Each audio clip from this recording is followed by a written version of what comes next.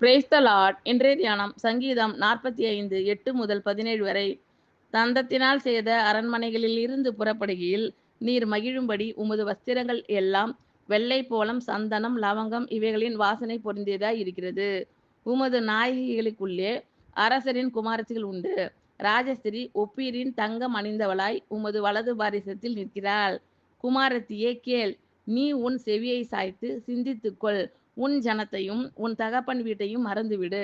அப்பொழுது ராஜா உன் அழகில் பிரியப்படுவார். அவர் உன் ஆண்டவர், ஆகையால் அவரை பணிந்து கொள். தீரு குமாரத்தி காணிக்கை கொண்டு வருவாள். ஜனங்களில் ஐஸ்வர்யவான்களும் உன் தயவை நாடி வணங்குவார்கள். ராஜகுமாரத்தி உள்ளாக பூரண மகிமை உள்ளவள். அவள் உடை பொற் சர்கியாய் இருக்கிறது. சித்திர தையலாடை தரித்தவளாய் ராஜாவினிடத்தில் அழைத்து கொண்டு வரப்படுவாள். அவள் பின்னாலே செல்லும் அவளுடைய தோழிகளாகிய கன்னிகைகள் உம்மிடத்தில் கூட்டிக் கொண்டு வரப்படுவார்கள். அவர்கள் மகிழ்ச்சியோடும் களிப்போடும் வந்து ராஜ அரண்மனைக்குள் பிரவேசிப்பார்கள். உமது பிதாக்களுக்கு பதிலாக உமது குமாரர் இருப்பார்கள். அவர்களை பூமி எங்கும் பிரபுக்களாக வைப்பீர். உமது நாமத்தை எல்லா தலைமுறைகளிலும் பிரஸ்தாபப்படுத்துவேன். இதன் நிமித்தம் ஜனங்கள் உம்மை என்றென்றைக்கும் உள்ள சதா காலங்களிலும் துதிப்பார்கள். தந்தத்தினால் செய்த அரண்மனைகளிலிருந்து புறப்படுகையில் நீர் மகிழும்படி உமது வஸ்திரங்கள் எல்லாம் வெள்ளை போலம், சந்தனம், லவங்கம் இவைகளின் வாசனை பொருந்தியதாய் இருக்கிறது.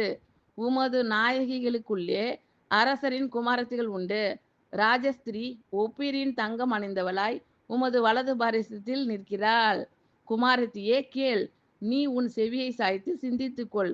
உன் ஜனத்தையும் உன் தகப்பன் வீட்டையும் மறந்துவிடு. அப்பொழுது ராஜா உன் அழகில் பிரியப்படுவார். அவர் உன் ஆண்டவர், ஆகையால் அவரை பணிந்து கொள். தீரு குமாரத்தி காணிக்கை கொண்டு வருவாள். ஜனங்களில் ஐஸ்வர்யவான்களும் உன் தயவை நாடி வணங்குவார்கள். ராஜகுமாரத்தி உள்ளாக பூரண மகிமை உள்ளவள். அவள் உடை போர் சர்கியாய் இருக்கிறது.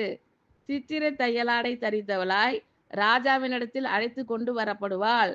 அவள் பின்னாலே செல்லும் அவளுடைய தோழிகளாகிய கன்னிகைகள் உம்மிடத்தில் கூட்டிக் கொண்டு வரப்படுவார்கள்.